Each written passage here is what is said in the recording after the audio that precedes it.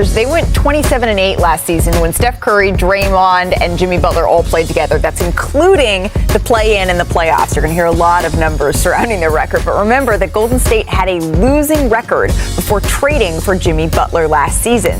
So back here with our Anthony Slater joining our desk as well, our Golden State Warriors reporter. And it's not that you look at how you start, right? You tend to look at how you finish. And I think that that's probably what Golden State was thinking with their offseason here. Because I'm looking, they added, all right, Jonathan Kuminga, Gary Payton II, Al Horford. They bring back Jimmy Butler. Draymond Green is still there. Steph is surrounded now with this very good mix of veterans. They have a lot of exciting young players. So what intrigues you about this season? Well, my biggest question is how much are they going to play together? Okay. Tonight we know they will, right? Their main four, older guys are going to play together. But Al Horford, they already announced is not playing in back-to-backs. So you can strip 15 games from his season because that's how many back-to-backs they have.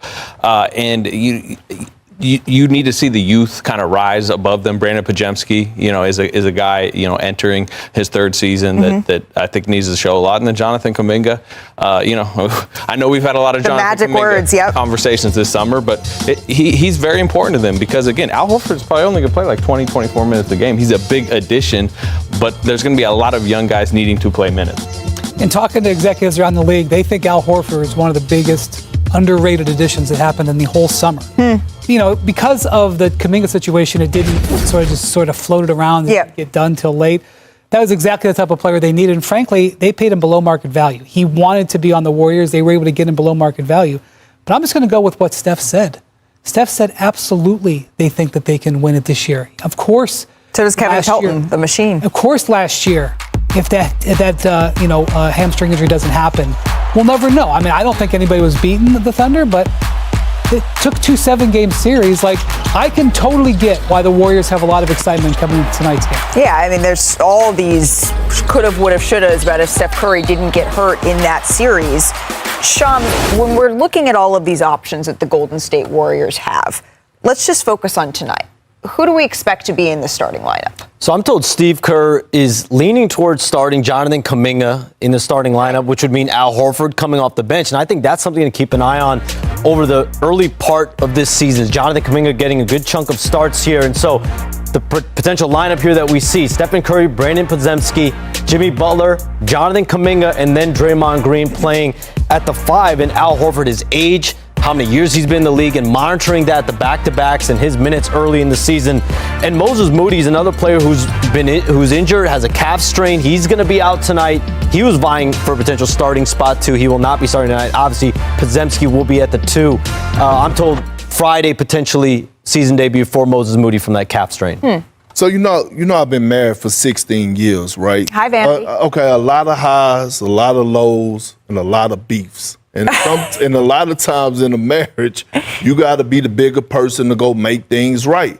And I feel Steve Kerr, and I applaud him because he's making things right, or trying to, at the start of the season with Jonathan Kuminga, by putting him and saying that he may be starting tonight. Yeah, sometimes you got to stroke a young guy's ego. Sometimes you got to make him feel love, because last year, he didn't feel love. He didn't feel wanted. So I think this is a great starting point for Steve Kerr and Jonathan Kuminga, because you're going to need him.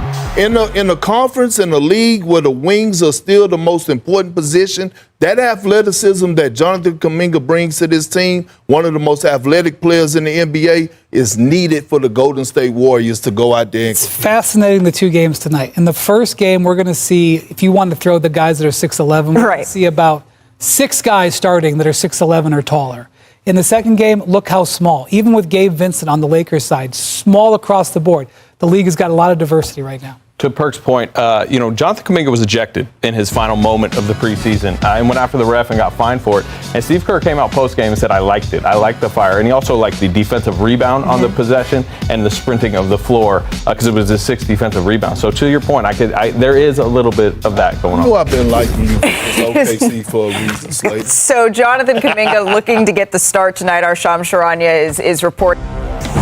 So reminder, we've had 7 different champions in the last 7 seasons, and that has never happened before in NBA history. However, in this era of parity, Oklahoma City's 2-to-1 odds of defending the title, they're the best by any of the defending champions over the last 7 seasons. So joining us now is our senior writer, Tim McMahon. Tim, what is SGA saying about the Thunder's potential to get... Yeah, those Grays are saying senior, is that what you're saying? But let's talk about SGA. Let's talk about the youth in Oklahoma City, senior writer. What is SGA saying about trying to get another banner in the rafters this season?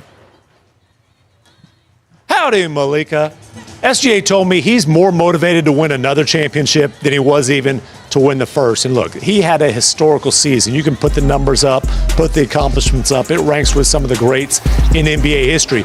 He wants to have a career like that. He wants to be known, he told me, as one of the all-time winners. He understands there's a lot of guys who have won one, as great accomplishment as that is. He wants to win multiple because he wants to be considered in that special class all time. That's the motivation. Now the focus, it's day-to-day, practice, very much grinded out. Like last year, he wins the MVP. He put it in the corner of his house and didn't take it out until after the championship because he could not worry about the success he's had. He was focused on the future. This sounds very much like the Oklahoma City Thunder. So, okay, let's focus on the future. It's a long season ahead. How are the Thunder approaching the start of the season? They know they have a target on their backs. Kevin Durant is coming in for ring night. There's all this stuff surrounding Oklahoma City. So how do they keep that focus? Well, they tell you they're not focused on the future. They're focused on the present. Look, this is a franchise that's made up of boring Boy Scouts, and that's a good thing. I don't mean it as an insult. They are so good at taking the Sam Presti program lines and executing them. And this year, coming into the season, Sam Presti had a couple of catchphrases that really sum up the Thunder's focus for this season. They are chasing improvement. They're not defending a championship, chasing improvement, because they are, in Presti's words, builders, not guardians. They're not guarding the championship they won last season. They're trying to build toward another one. And let's be honest, eventually more and more and more. But I asked Mark Duggan, okay, hey, 68 wins, all-time great point differential. You won the championship. What improvement are you chasing?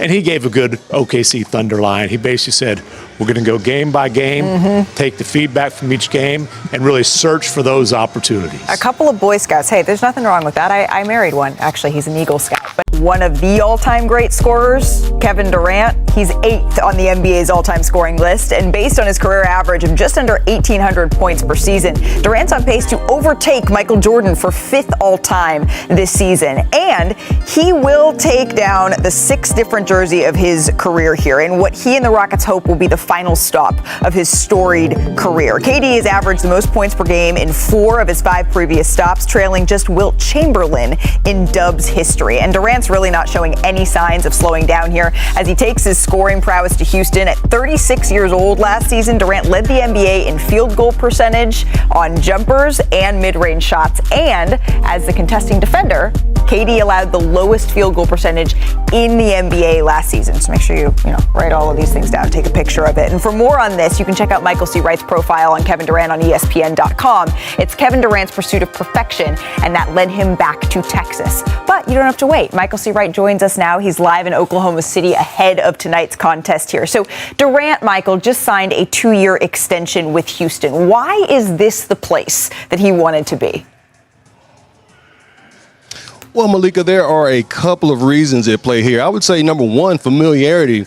You know his history with Ime Udoka out in Brooklyn and with Team USA.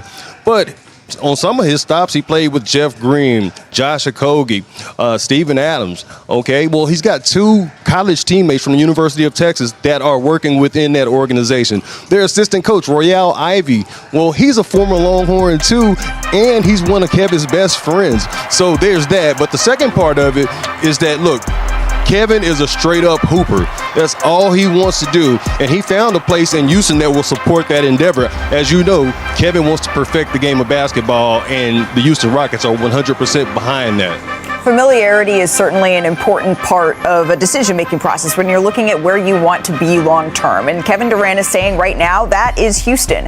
But it's ring night for the Oklahoma City Thunder, a place that Kevin Durant knows very, very well. Do you think, we were wondering, is he going to be standing out there when this organization gets their trophy, when they get their rings? Malik, that's a good question. Hopefully we can ask Ime Udoka that before this ceremony actually takes place. But I can tell you one thing, Kevin does not want any of the attention to be on him. Look, he's already participated in a couple of ring ceremonies with the Golden State Warriors. He's already done that. And he doesn't want to take anything away from just the accomplishments of these players.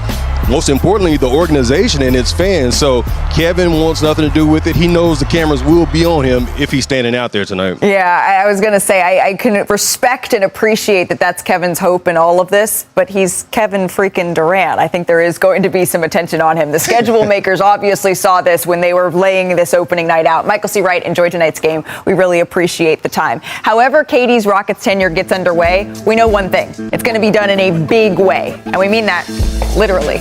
Look, Kendrick Perkins, my friend over here, we call him Big Perk, and we call him that for a reason. You're listed as 6'10", and you played center. Here's the thing. Look at this. Houston is starting 4 players taller than you tonight against Oklahoma City. So usually I tee you up for a big man balling. This is big men balling. And one player that's like 2 inches shorter than me in the point guard and Klay Thompson. Now, look, I know they went out and got Kevin Durant to address a lot of issues, the shooting, who's going to be the fourth-quarter closer, but they didn't bring 6'11" Kevin Durant and add him to this supersized lineup to get cute. This is a team last year that finished 7th in the NBA in points in the paint, and damn it, they started off this preseason still making love to the paint. Still making love to the paint for us getting points. And I want you to look at this. This is 6'11", Kevin Durant, seeing across the floor, drops a dime to Şengün cutting for an easy basket. Look at this play. We call this here the Paul Pierce cut. Look at this seal. 6'11", Şengün to 6'11", Jabari Smith Jr. over 6'4", Jordan Poole, deep seal, paint points. I expect to see a lot of this lineup. They're not going to change their identity because they got Kevin Durant and adding Reed Shepherd to the lineup. This team is going to be dominant. I feel like I'm wondering, 6'7"? My heels are a lot taller than I thought they were. Yeah. Here's the thing, though, Perk. Yes, this is an enormous lineup that Houston is bringing to the party. But the Oklahoma City Thunder, they're bringing the Thunder on the defensive end. Remember, they had a historic year. These are just some of the categories they led defensively. Defensive efficiency, field goal percentage, paint defense, fast break defense. They forced the most turnovers, which is going to be something interesting to watch tonight if Klay Thompson has the ball in his hands a lot. They had the most deflections, steals. They scored the most points per game off of turnovers here. So you got the Rockets supersize me over here, and then you have OKC trying to make things comfortable with that defense that we just saw. What wins out here, Brian? Yeah, so this is not the best shooting lineup that the Rockets are going to start. They have other lineups that they're going to play. The potential will be better. I think they just want to have the option to go super big, as Perk demonstrated. But I want to point out that I know that this has been a lot about Klay Thompson and his role now as point guard. I know there's been a lot of excitement about Kevin Durant. But let me just throw a little bit of light on Alperen Şengün. Alperen Şengün had a brilliant summer for Turkey in Eurobasket. They reached the title game. He put up huge numbers, and his role already was really important in this offense. He was an all-star last year for the first time. Without Fred VanVleet, they're going to lean into him more. This is Şengün's time to shine. I expect him to have an explosive season, and he'll be a big part of the game plan tonight. Yeah, he had quite the summer. He led Turkey to the title game at Eurobasket. 25 points, 12 rebounds, nearly 8 assists in 36 minutes. And then he continued his strong play in the preseason. He averaged a 20-point triple-double per 36 minutes here. Didn't take any time off. Came right in and played. Exactly. He did not. All right. Quinton Post reveals what Stephen Curry did that mattered more than scoring. Quinton Post is quickly becoming one of the most intriguing young talents on the Golden State Warriors roster. In his rookie season, he quietly made a name for himself, shooting an impressive 40.8% from three-point range and averaging 8.1 points per game. As a modern stretch big, he's carved out a valuable role in the Warriors' rotation, and he's not done yet. During the preseason, Post continued to show his offensive potential, especially in a standout performance against the Portland Trail Blazers where he dropped 16 points, including 3 three-pointers. But when asked about his recent success, Post didn't take the credit for himself. Instead, he pointed to one major factor: Stephen Curry.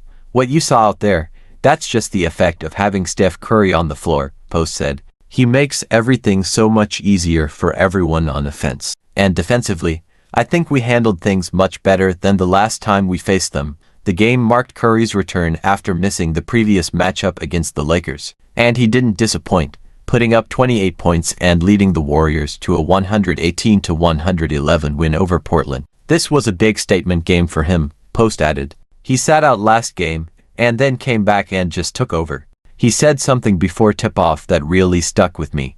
But more than anything, it's his leadership, the way he sets the tone, that makes the biggest difference." While Curry leads the way offensively, Post is focused on improving where it really matters for his position: rebounding. Despite his offensive contributions, Post pulled down only 2 defensive rebounds in the game. Not enough, he admits, for a player in his role.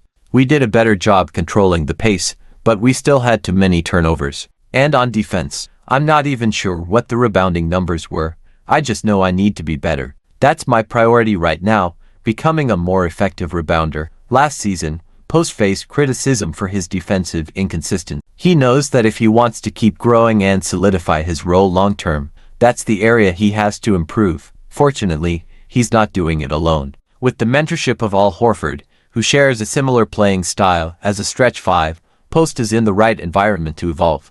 If he continues to develop, especially on the defensive end, Quinton Post could be a key piece in the Warriors' rotation for years to come. And with Steph Curry leading by example, he's got one of the best blueprints in the game to learn from. But what makes Post's comments so striking isn't just his humility, it's the deeper acknowledgement of how Stephen Curry continues to reshape the game without always needing to light up the scoreboard. For a young player like Post, recognizing the power of Curry's off-ball move, leadership, and court gravity shows a level of maturity that's catching the attention of coaches and analysts alike. Internally, sources close to the team say the coaching staff has been impressed with Post's approach during training camp. While his shooting numbers draw the headlines, it's his willingness to learn and take ownership of his weakness, like rebounding and defensive, that's earned him growing respect in the locker room. In particular, his openness about needing to improve on the glass has resonated with veterans like Draymond Green and Kevin Looney, who have both taken on mentoring roles with him in recent weeks. During practices, Post has been seen working closely with assistant coaches focusing on boxing out drills, rebounding reads, and interior footwork, a sign that he's committed to rounding out his game. Outside of the Warriors camp, Post's preseason performance and his comments about Curry sparked interest across NBA media. Analysts on national shows highlighted the quote about Curry making everything easier, using it as yet another example of the intangible impact the two-time MVP has on his teammates. Former players and commentators have also pointed out that this kind of awareness, especially from a rookie, is rare, and could signal that Post has the mindset to stick in the league. "You don't hear a lot of young bigs talking like that," said one analyst during a post-game breakdown. "He understands the game beyond just stats." That's huge. Looking ahead, the Warriors see Post as a potential long-term piece, someone who can eventually fill a similar role to Al Horford, a smart, versatile big who stretches the floor, moves the ball, and plays within the system. If he can elevate his rebounding and improve his defensive reads, he may even find himself closing games down the line. For now, though, Post remains focused on the next step. "There's still so much I need to work on," he said after the win over Portland. "But being around guys like Steph, Draymond, Looney, it's helping me grow faster. I just want to keep earning my minutes." As the regular season approaches, all eyes will be on whether Post can carry his preseason momentum into meaningful games. And if he does, with Curry still drawing defenders and opening lanes, the Warriors might have found a valuable new weapon hiding in plain sight.